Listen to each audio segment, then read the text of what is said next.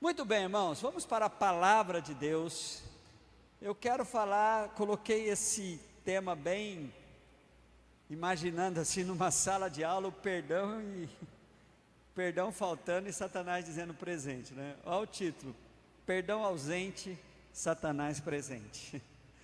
Irmãos, olhe para o capítulo 2 da segunda carta de Paulo aos Coríntios, esse estranho versículo que tem aqui, mas depois a gente vai ver o contexto todo, para que os irmãos saibam o que está acontecendo aqui.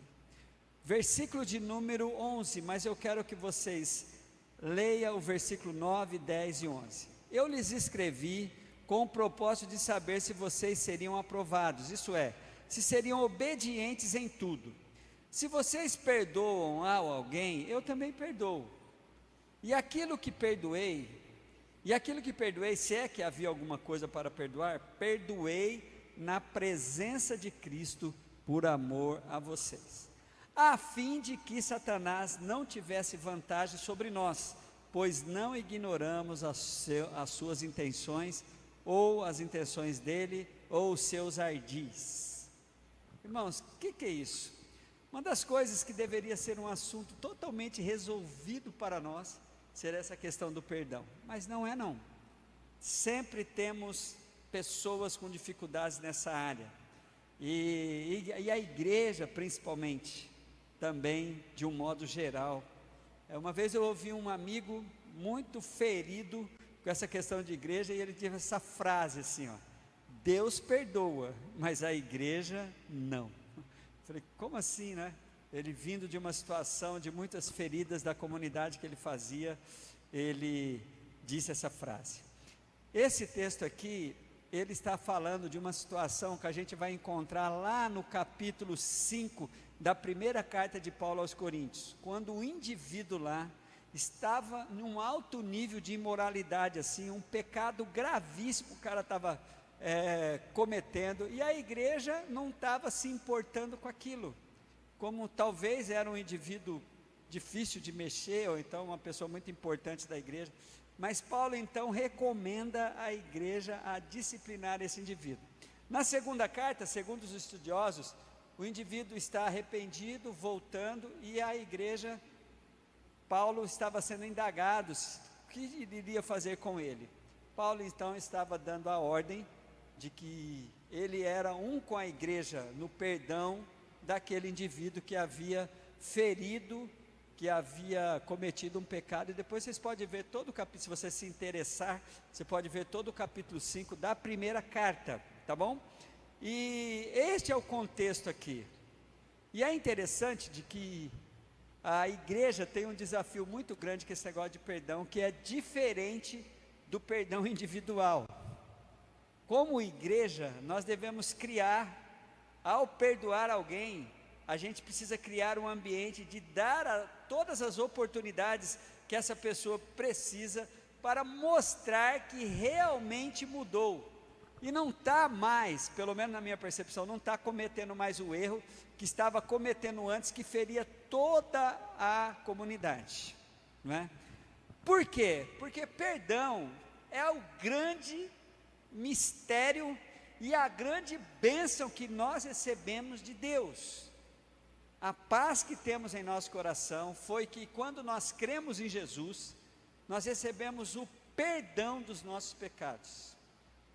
É impressionante como essa disposição me faz ter uma gratidão tão grande a Deus, porque eu me sinto assim, eu não tenho dúvida nenhuma de que o que está escrito na palavra de Deus é o que tem como bênção para mim. Então Deus,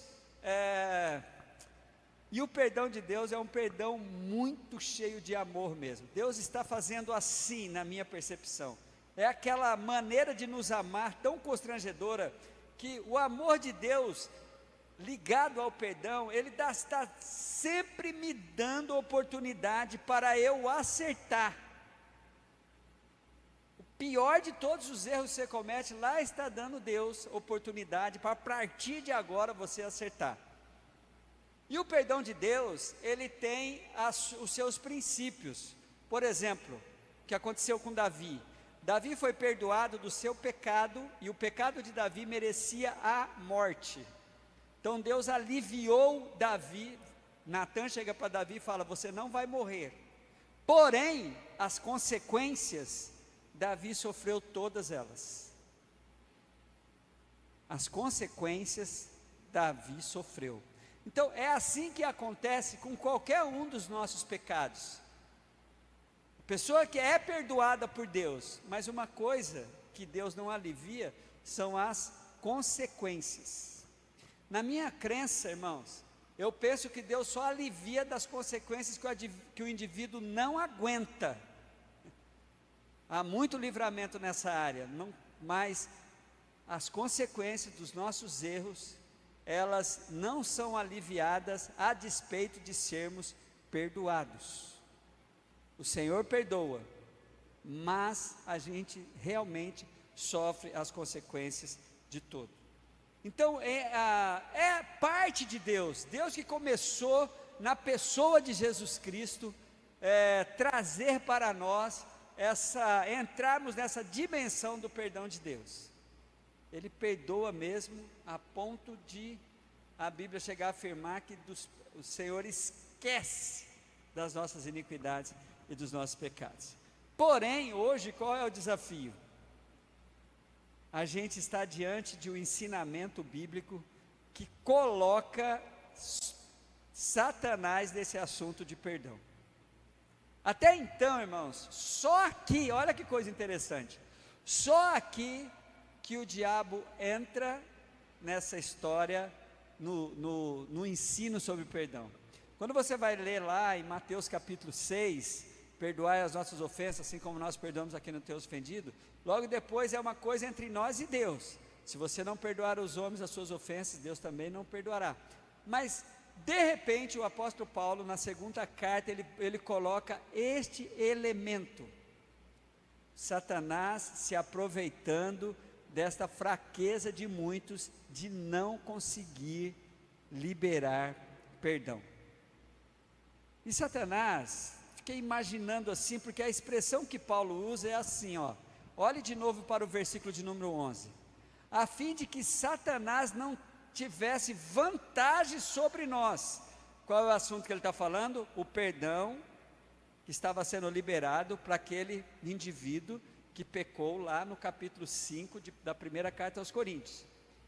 Pois não ignoramos as suas intenções. Parece então que Satanás, o que Paulo está querendo dizer aqui, é que Satanás tem planos quando o indivíduo não consegue vivenciar esse princípio bíblico, que é de liberar para o seu semelhante o que ele recebeu de Deus. Por isso é que muitas pessoas têm dificuldades com isso, porque acaba caindo em um dos enganos do diabo. E qual que é um dos enganos do diabo? As doutrinas e os ensinos, e os fardos, e os jugos, que são colocados em volta desse tema, perdão. Impressionante. Muita gente, cada um de nós aqui, temos uma teoria sobre o perdão. Mas o que a Bíblia diz? O que a Bíblia diz? Quando Paulo me chama a atenção aqui, eu começo a ver assim, olha, Satanás quer se aproveitar disso para, de alguma forma, manter as pessoas em seu domínio. Aí eu fiquei procurando assim. As pessoas, quando estão sendo alvos do ataque do inimigo, precisa conhecer, a gente precisa conhecer o que a Bíblia diz. Tem alguns detalhes que eu queria passar para vocês aqui, Primeiro, vou passar bem rapidamente, tá? Quando Pedro está fazendo uma confissão para que Jesus era o Cristo, o Filho do Deus vivo, logo depois, Pedro é elogiado, e logo depois ele é chamado de Satanás, de adversário. Por quê? Porque Pedro estava tentando criar uma barreira. Cristo está falando assim, ó, o Filho do Homem vai para Jerusalém. Aí Pedro, você pega lá no capítulo 16 de Mateus, Pedro fala, não Senhor, o que o Senhor vai fazer lá? Imagina, o que o Senhor vai fazer em Jerusalém? E Jesus fala para ele, para trás de mim, Satanás. Então a primeira coisa é você saber que o diabo vai sempre se levantar contra a marcha, contra os propósitos de Deus. Quando você olha para o capítulo 13 da parábola do semeador, irmãos, existe um mistério ali naquela parábola, a capacidade que o indivíduo tem, que o Satanás tem, de arrancar a semente que caiu à beira do caminho. Os apriscos estiveram estudando isso, você pode pegar lá no capítulo 13 de Mateus, a capacidade que o inimigo tem, a semente que caiu à beira do caminho, vem os pássaros e come a semente. Aí quando Jesus vai explicar, fala que vem o inimigo, Satanás, e arranca a semente. Impressionante isso.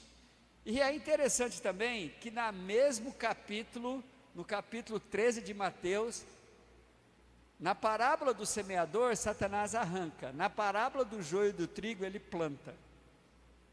Por isso que a Bíblia fala que ele tem os seus jardins, ora ele arranca, ora ele planta. A Bíblia vai dizer que quando Jesus dá aquela bronca em Pedro, no capítulo 16, versículo 23, ele diz assim para Pedro, Mateus 16, 23, ele porém voltando disse a Pedro, para trás de mim Satanás, que me serve de escândalo, porque não compreende as coisas que são de Deus, mas só as coisas que são dos homens.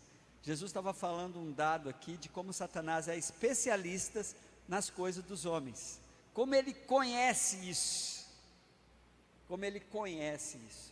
então por isso que a Bíblia não esconde, por exemplo, o conhecimento, quando Jesus estava aqui no seu ministério público, andando aqui pela terra, aparecia muitas vezes os demônios falando, o que o Senhor está fazendo aqui? Veio nos atentar antes do tempo.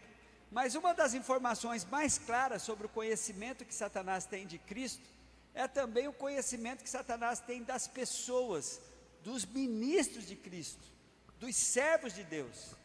Olha só o que aparece a informação em Atos 19:15. Atos 19:15.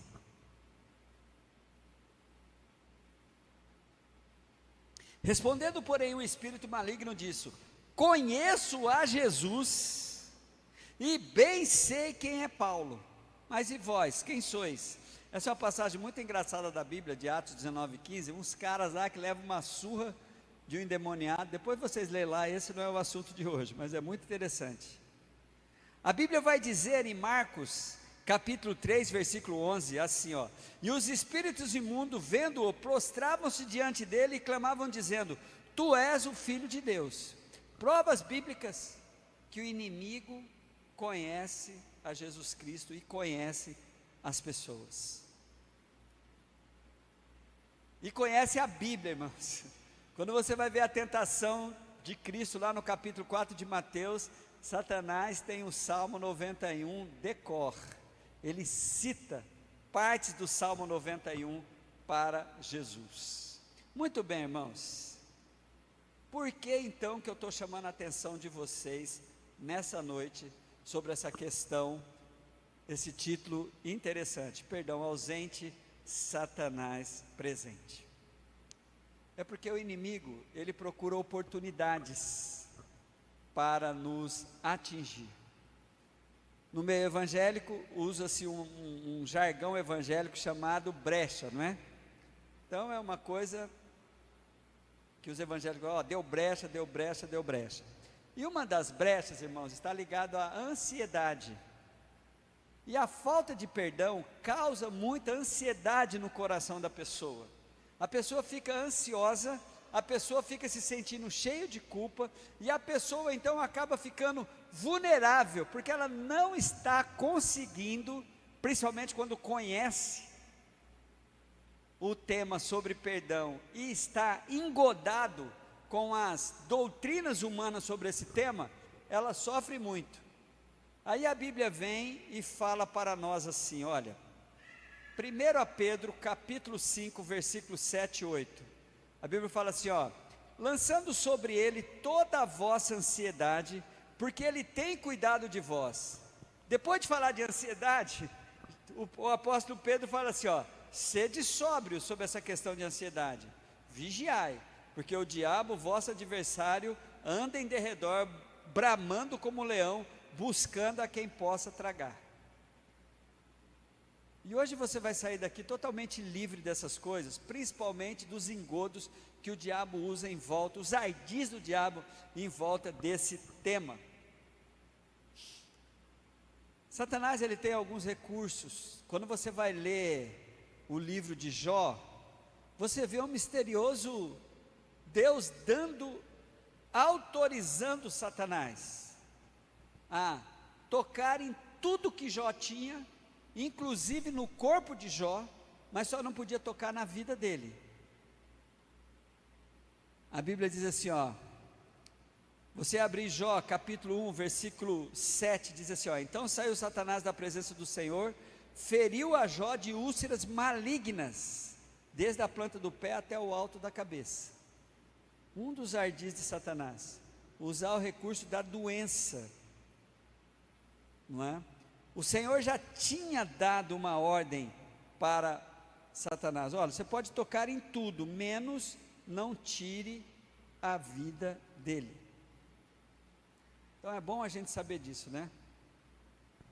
Irmãos, então, como vamos atentar para esta exortação? Para que nós saibamos por que o apóstolo Paulo, e o único lugar, eu gosto muito desse ensino, porque é o único lugar em que há uma ligação do tema perdão com a figura de Satanás. Paulo diz com toda a clareza assim, a fim de que Satanás não tivesse vantagem sobre nós. E uma das vantagens que a gente tem que tirar do diabo, irmãos, é as crenças que temos sobre perdão. Uma delas, perdoar é esquecer. Nenhum lugar da Bíblia está dizendo isso, irmãos, nenhum lugar, mas popularmente dizem que é isso. Aí o indivíduo não esquece do mal que ele sofreu, aí ele fica achando, então eu não perdoei. Sem contar que muitos religiosos acusam, isso aí não é perdão, se eu tivesse perdoado, ou então o alvo do perdão, né? Você fala que perdoa, mas você não esqueceu. Gente, perdoar não é esquecer. Outra coisa, perdoar não é voltar a confiar cegamente naquele que te ofendeu, ou que te machucou, ou que te agravou. Perdoar, irmãos, quero simplificar isso. Perdoar é simplesmente um ato de obediência. Tem 3 coisas na Bíblia que você tem que desligar de sentimentos. Um é amar. Amar não é sentir. Amar é obedecer a Deus. A gente deve amar as pessoas obedecendo a Deus, porque Deus mandou que eu amasse. Amai a Deus sobre todas as coisas e o próximo como a ti mesmo. A outra é o princípio que eu sempre começo o culto aqui, é a gratidão. E a outra é o perdão. Então, ensinamento básico para você. E Paulo usa essa expressão aqui, eu amo, porque que Paulo colocou aqui a chave do perdão para nós. Irmãos, essa questão de nós vencermos o inimigo no tema perdão, porque é nós nos libertarmos da armadilha dele, de que você, das crendices sobre isso. Perdoar é esquecer, perdoar é não sentir mais a dor, perdoar é confiar na pessoa de novo, perdoar é conviver com a pessoa. Não, perdoar é liberar a pessoa do lugar errado do meu coração, em o nome de Jesus. Perdoar é obedecer a Deus com uma declaração: eu perdoo fulano, cicrano, beltrano, em o nome de Jesus. Não é no meu coração, não é porque a pessoa é boa, não é porque a pessoa está no leito de morte, não é porque, é simplesmente porque é uma ordem de Deus. A única ordem de Deus com uma ameaça, e eu vou dizer para vocês, como eu creio, para você não sair daqui com um jugo pesado, e se você tiver paz na minha maneira de crer sobre esse tema, você vai ficar tão aliviado quanto eu. Abre a tua Bíblia no capítulo 6 de Mateus. Capítulo 6 de Mateus, irmãos, logo depois de Jesus ensinar a oração do Pai Nosso, ele toca em um assunto muito constrangedor para nós. No versículo de número 12 do capítulo 6, bem no meiozinho da oração, está lá aquela expressão: perdoa as nossas dívidas, assim como nós perdoamos os nossos devedores. O pedido que está sendo feito para Deus. Agora, olha o versículo 14, a grande ameaça. A grande ameaça. E eu quero tirar vocês debaixo do jugo dessa ameaça. Pois se perdoarem as ofensas dos outros, o Pai Celestial também perdoará vocês. Mas se não perdoarem uns aos outros, o Pai Celestial não perdoará as ofensas de vocês. É o único lugar que tem essa ameaça. Eu gosto dessa ameaça, para que você se preocupe com isso, para que isso seja um tema da sua vida, para que isso seja uma das coisas que você traz para trazer qualidade para a sua vida. Porque a Bíblia nos alerta que Satanás quer ter vantagem sobre nós com relação ao tema perdão. Aí vem isso. Aí vem um monte de crendices que você tem. Agora deixa eu dizer para vocês, irmãos, como eu diluí isso para a minha vida, para o meu ministério, por conta de ser um ser humano comum como todos, por conta de ser vítima de agravos, e como que eu vou conviver com isso? Todo o recurso que eu preciso para perdoar alguém, eu já recebi, porque a proposta do Evangelho, quando eu me converto, é que os meus pecados, as minhas ofensas, foram perdoadas. Eu tinha uma dívida impagável para Deus, aí eu tive consciência de que agora eu não devo nada mais. E esse perdão vem com a capacitação de eu fazer o mesmo com quem fez mal para mim. E eu não posso duvidar disso. Por isso que a gente tem que tirar do campo do sentimento. Sabe por quê, irmãos? Porque eu já fui indagado assim, desse jeitinho, tá? Para o senhor é fácil. O senhor não sofreu o agravo que eu sofri. E uns agravos profundos, irmãos, que a gente não tem noção. Por exemplo, estupro. Como perdoar o estuprador? Por exemplo, uma dívida que levou você à falência e você foi enganado por um amigo, por um sócio. Como perdoar alguém que me deixou do jeito que eu estou? Por exemplo, alguém que provocou um acidente de uma maneira muito abrupta na tua vida, a pessoa embriagada, a pessoa assim. Como perdoar essa pessoa? Simplesmente, irmãos, declarando e não sentindo. Eu sei, tem alguns níveis de perdão que é fácil de fazê-lo, mas é muito bom vocês saberem. O que o indivíduo fez para a igreja de Coríntios era algo muito grave. E Paulo então deixa bem claro, fala assim, ó, Satanás gosta de aproveitar dessas situações graves. Como você vai sair então debaixo do jugo de Satanás, e não importa o nível de agravo que você sofreu, simplesmente, tomando posse do que o Pai Nosso diz: perdoai as nossas ofensas, assim como nós temos perdoado. O que a Bíblia está dizendo é que nós perdoamos, porque as nossas ofensas foram perdoadas.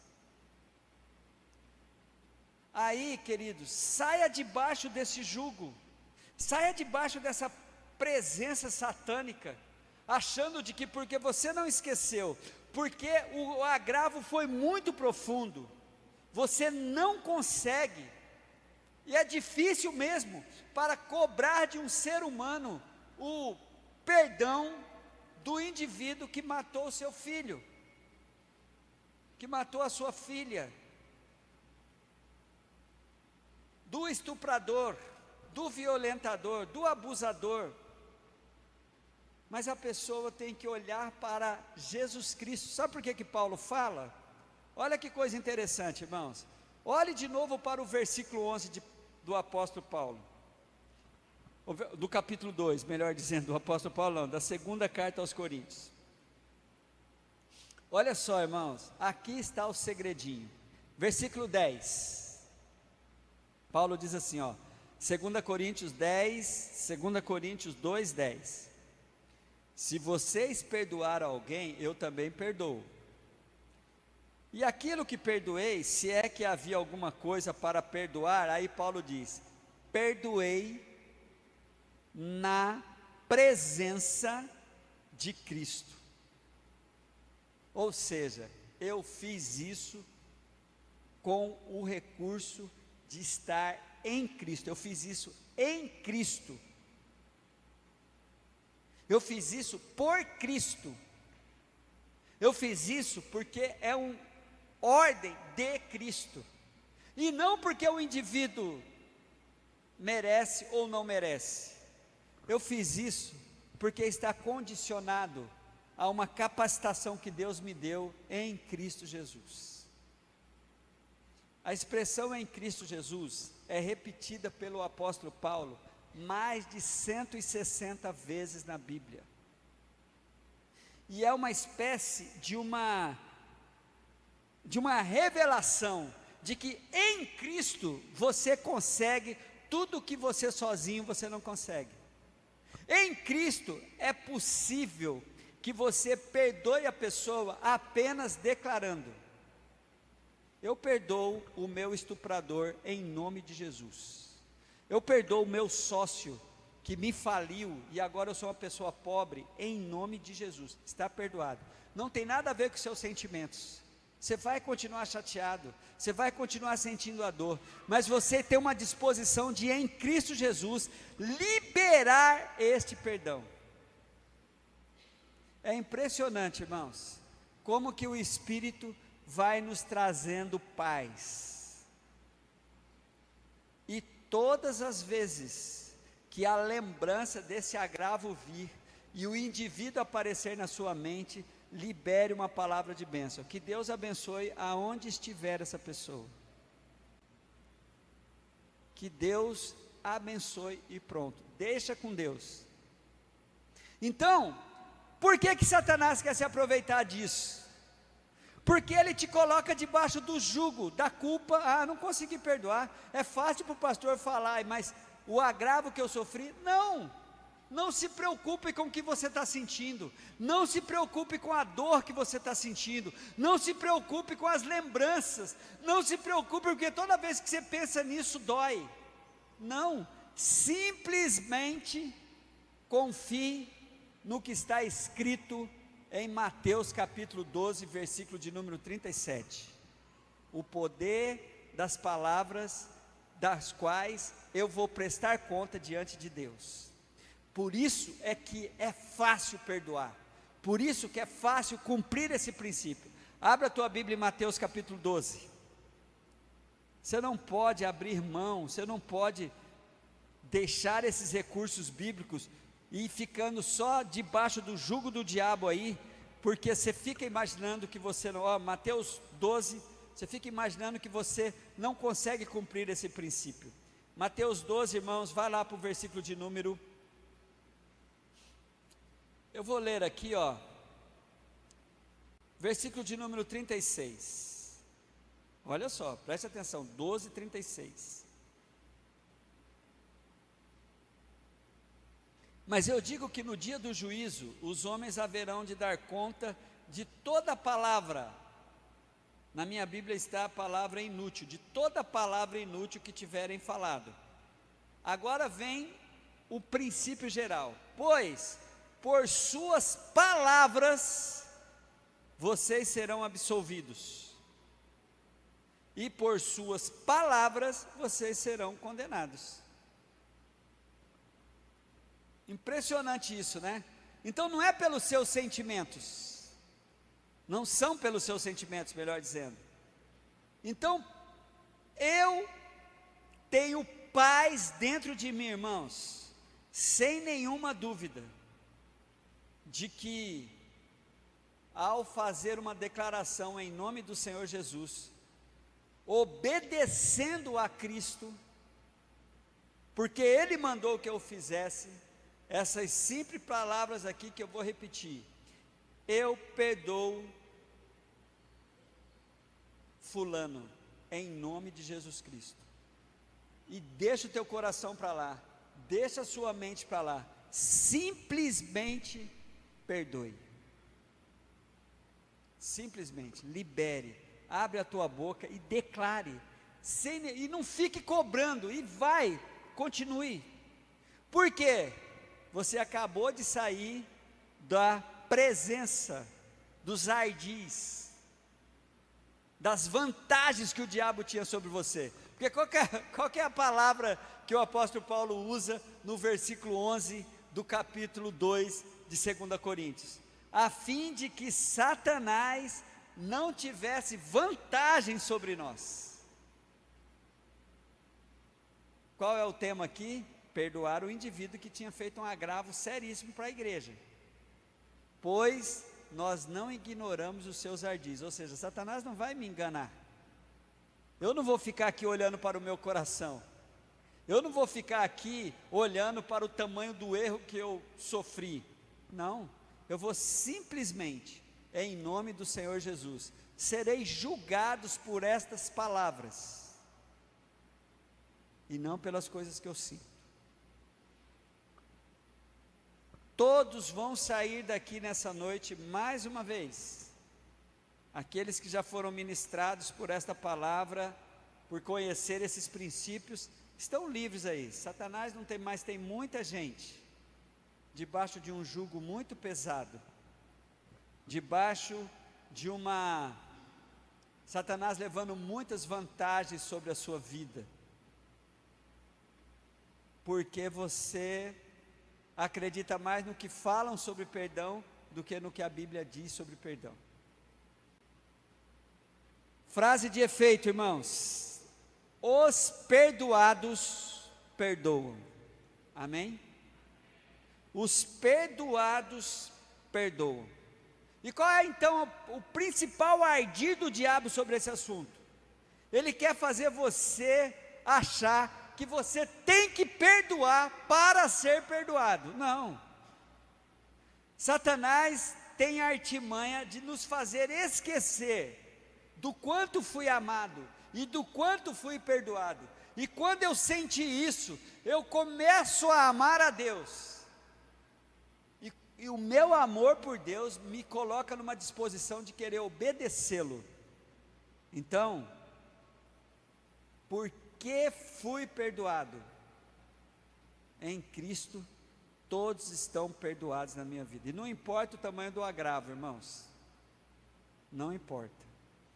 Só confie nessa palavra, que os perdoados perdoam em nome de Jesus.